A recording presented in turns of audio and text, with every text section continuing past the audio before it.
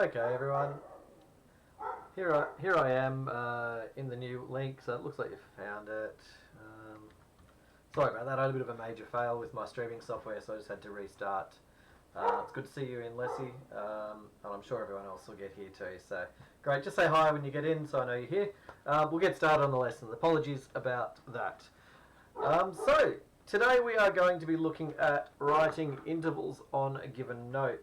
So I'm going to bring you over to the textbook right now.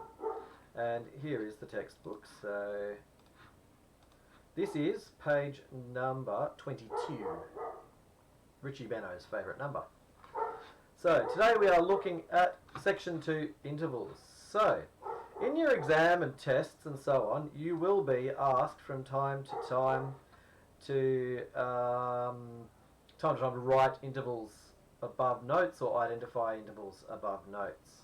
So if asked to identify an interval, the first step is to count up the number of notes, including the given notes, to determine the number. So we've done this before, but we've only done it with notes starting on C, in C major. So today we'll be moving on to doing this on other notes from other scales.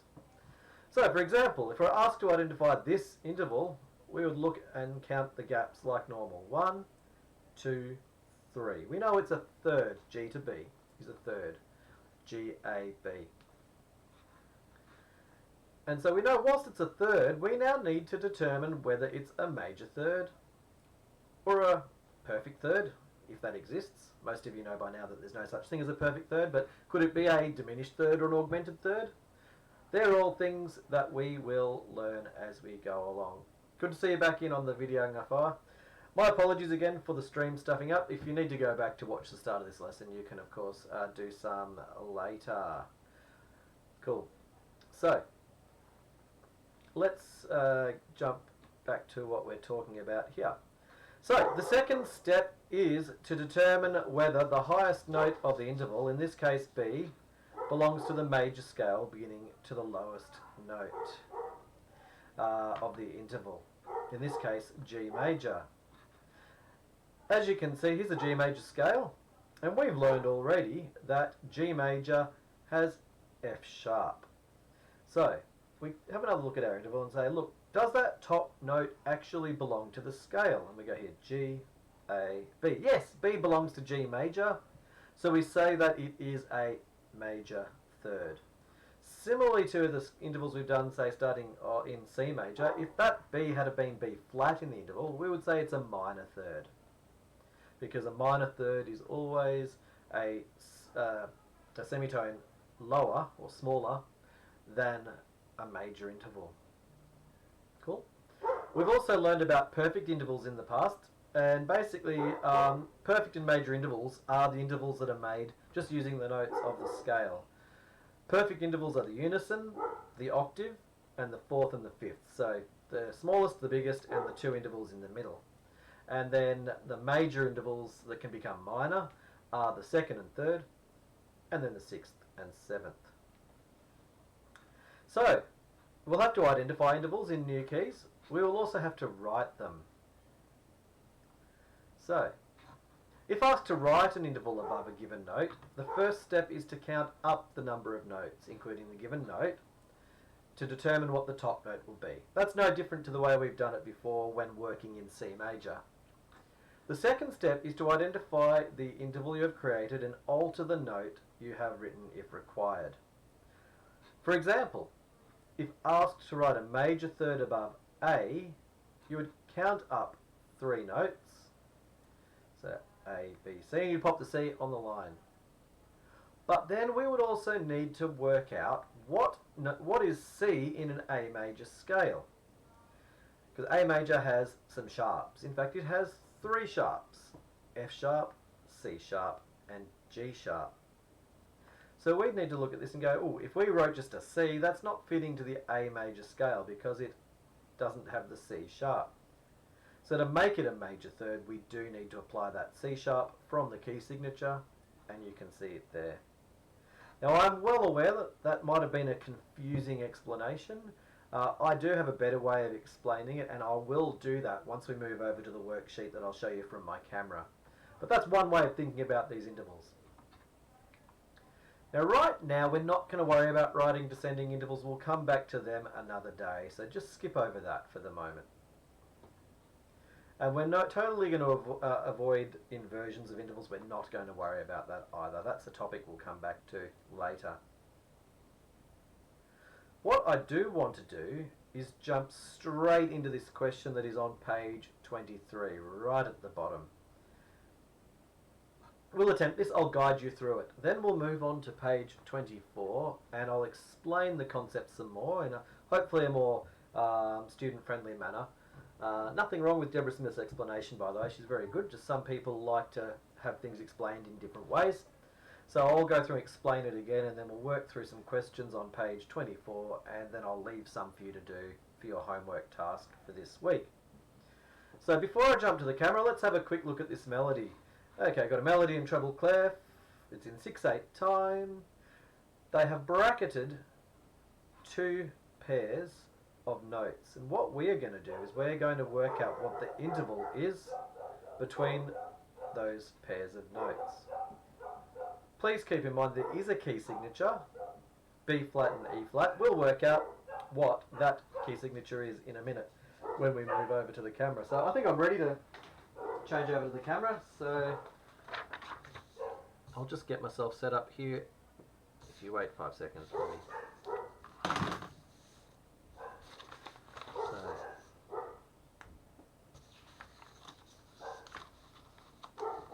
Okay, thank you for your patience. Just moving over to camera right now.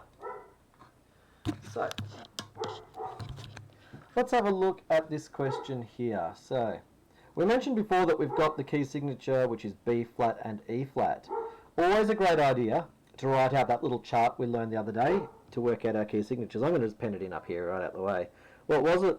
Father Christmas gets drunk at every bar. We know sharps work this direction, we know flats work in that direction, and we've said we take away 2 for the sharps and we add 1 for the flats.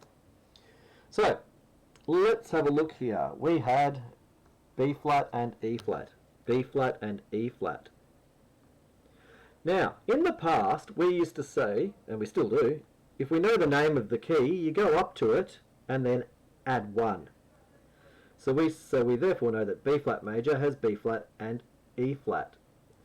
Now because we actually have the key signature, what you can do is you can kind of reverse that and you go up to the number of flats that there are, and because we know you add 1 to get it, you take away 1 to know the name.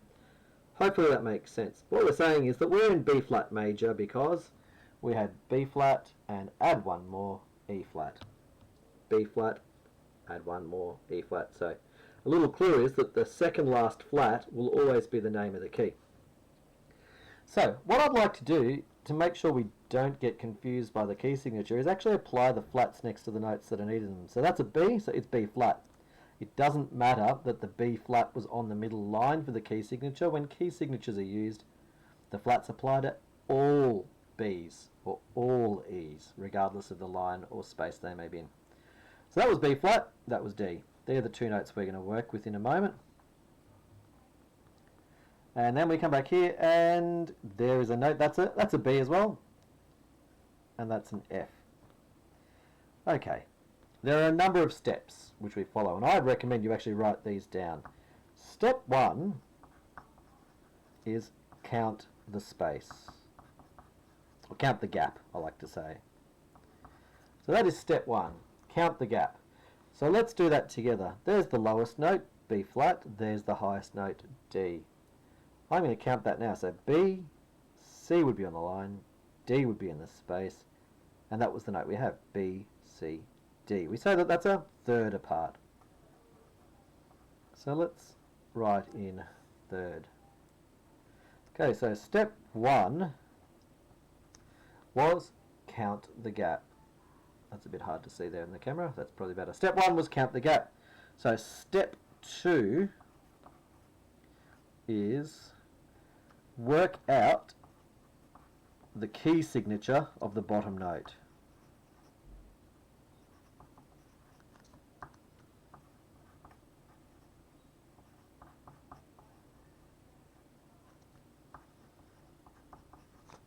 Okay. So let's have a look. What was that bottom note? That was B flat. We just worked out a little while ago that B flat major, come along, find the B, add one. Well, B flat major does in fact have B flat and E flat. I'm going to pen that in just above here. The reason being is we now need to decide, does that D fit within the B flat major scale? So the only notes that are flat in B flat major are B flat and E flat. So if it's any of the other notes, it also fits because it's not a part of the key signature. If you were to play a B flat major scale, you would play B flat, C, D, E flat, F, G, A, B flat. Only B flat and E flat would be flattened. So therefore D stays as it is. So we know that this D belongs. It's therefore a major third. Cool. Let's move over to the next one and let's have a look at this question. So the first thing we need to look at is which one's the bottom note. It's a common problem where students might go, oh, I'll work out the key signature of this note. No, whatever note is lower in pitch in the pair of bracketed notes is the one that you use as the bottom or key note. So before we even worry about what key we're in, let's have a look. That's an F. That's a B flat. Let's count. 1, including F. 2 for G. 3 to A. 4 to B flat. That's a fourth of some description. Okay, so we've looked at step 1, we've counted the gap. Let's do step 2. Work out the key signature of the bottom note. So what's that note there? That's an F. Now we already know that F major, B flat. We've learnt that one through a little rhyme earlier in the course. So F major does need B flat. And we also have a look here and go, well, that B in fact is flat. So it belongs to F major. So we know that the intervals that belong to the scale are either major or perfect. Major intervals are seconds and thirds, sixths and sevenths. Then the unison, fourth, fifth and octave are perfect. So because it's a fourth, it's perfect. Cool.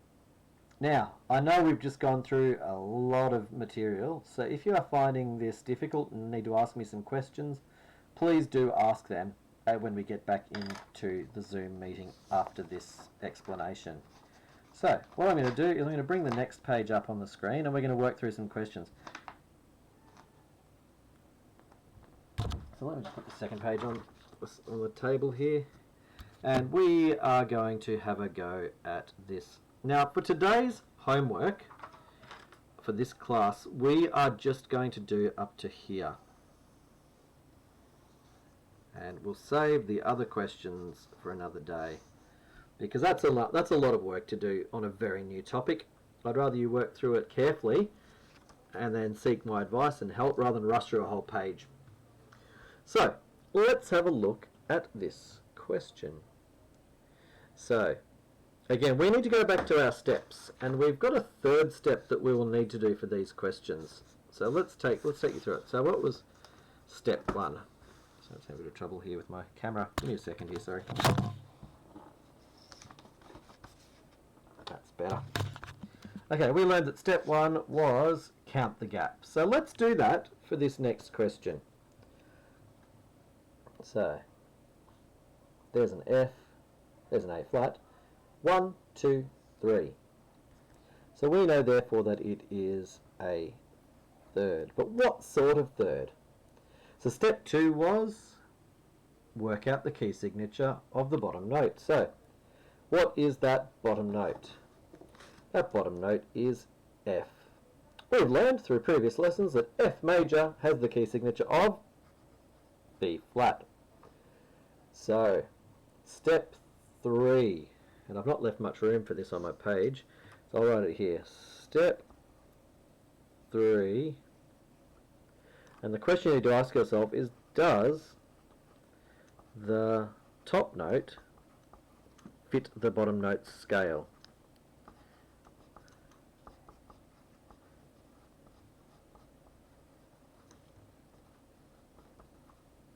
This is getting very hard to read, my apologies. Yeah, does the top note fit the bottom note's scale? If it does, then it's perfect or major.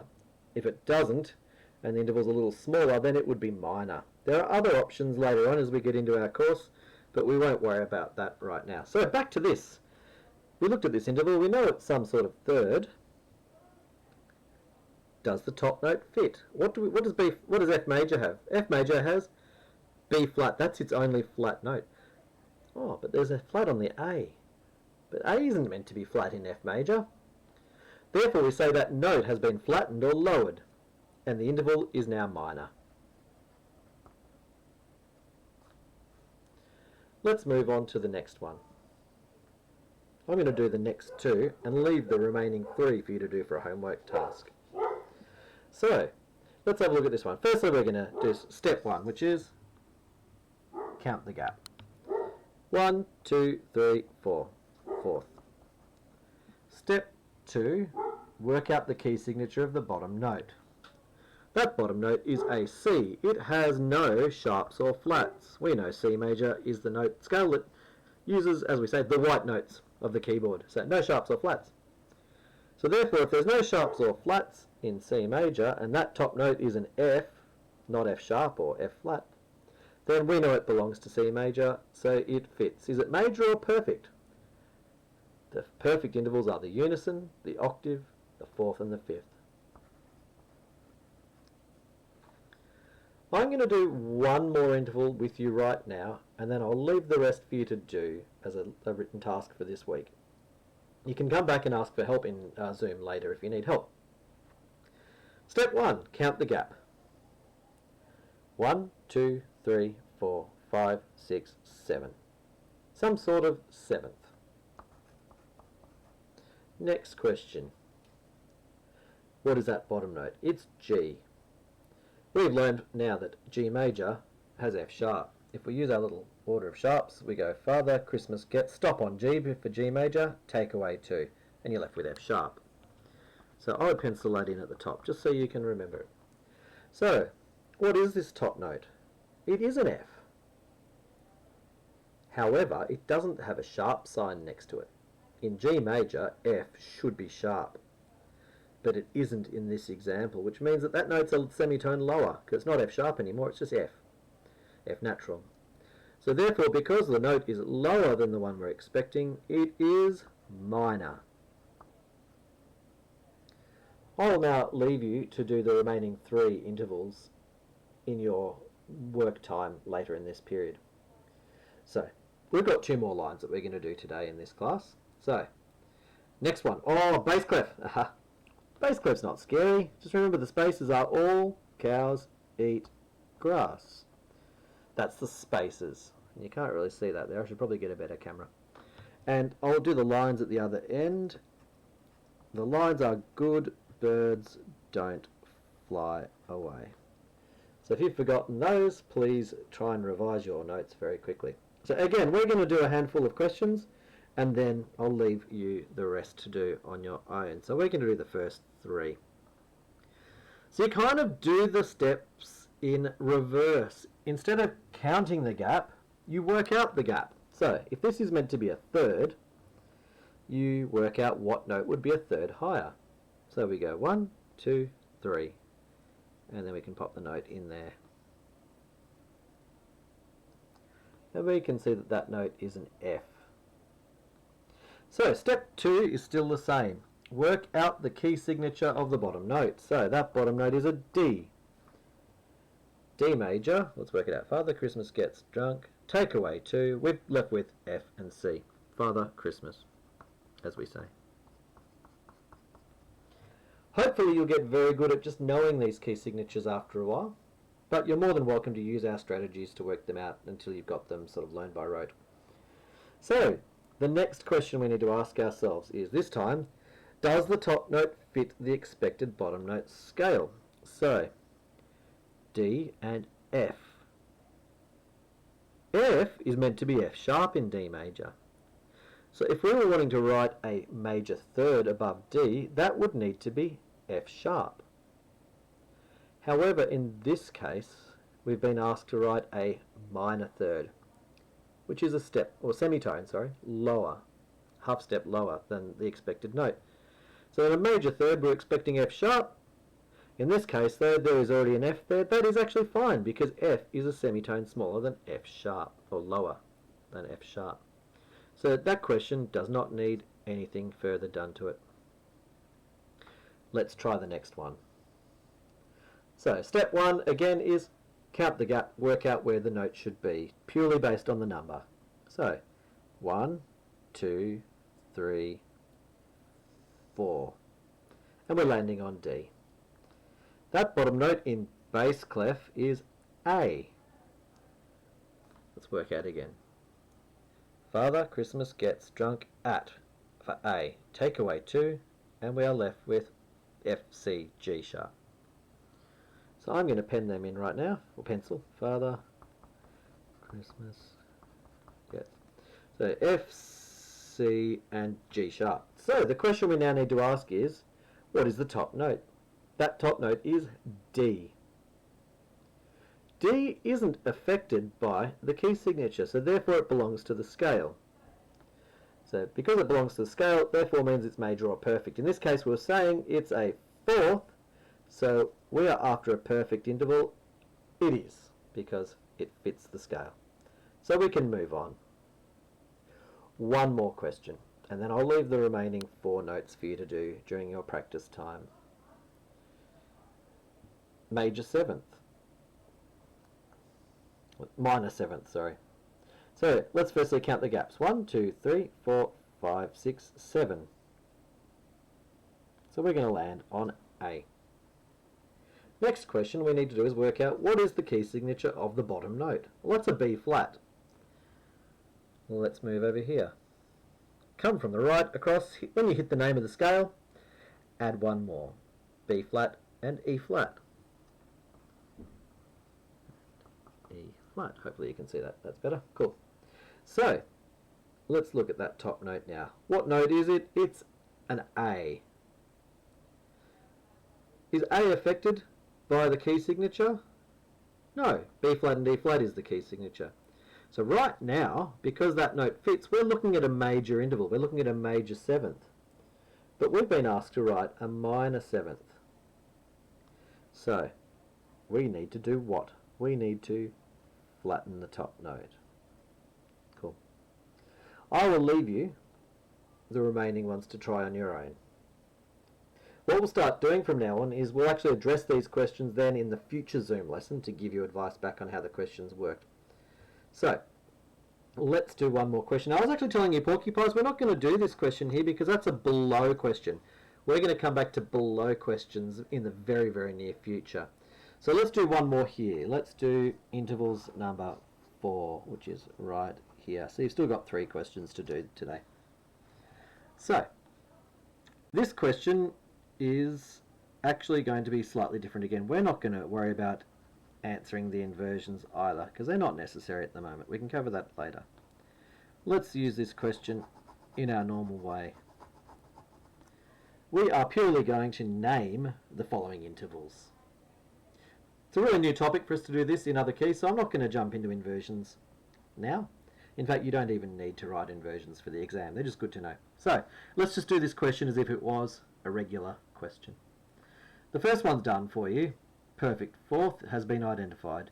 And we know that that is actually incorrect because we've changed the question's type. So I'll go to this one and tell you that in fact an inversion of a perfect fourth is an imperfect fifth.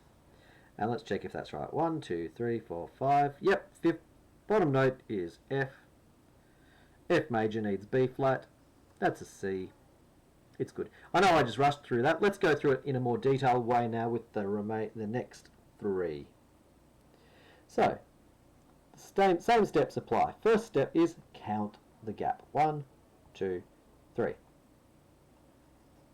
Some sort of third.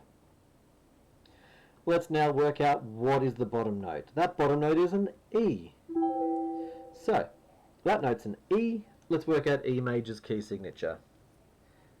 Father Christmas gets drunk at every for E major. Take away 2, F, C, G, D is the key signature of E major.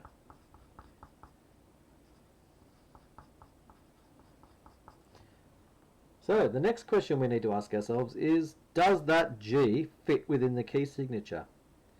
In the key signature, G is meant to be sharp. But in here it's not sharpened, so therefore it is smaller than G sharp, or lower than G sharp I should say. The interval becomes smaller because it is G. Because we're expecting a sharp there but it's not there, we say this interval is minor. Cool. Two more and then we'll come back to Zoom to discuss this topic further one-on-one. Let's count the gap. 1, 2, 3, 4, 5, 6, 7. It's some sort of seventh. The next question is, what is this bottom note? The bottom note is D. D major. Christmas gets drunk. Takeaway 2 is F and C. So the next question we ask ourselves is, does that C sharp fit in the key signature?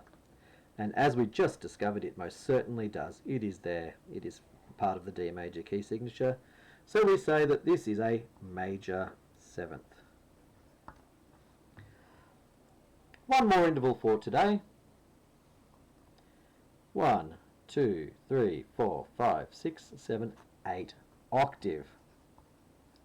Now this one's a pretty simple one. If you have an octave where it is the exact same note name, then it can't be anything but perfect. But let's just double check that. That's a C. C major has no sharps or flats. That C is not sharpened or flattened, so therefore it's a perfect octave. Just pointing out that in the future you can actually have other types of octaves. If that top note was sharpened, that would be called an augmented octave. And if that top note was flattened, it would be a diminished octave. But I won't say anything more about that at this stage to avoid confusion. So just to recap things, this is page 24.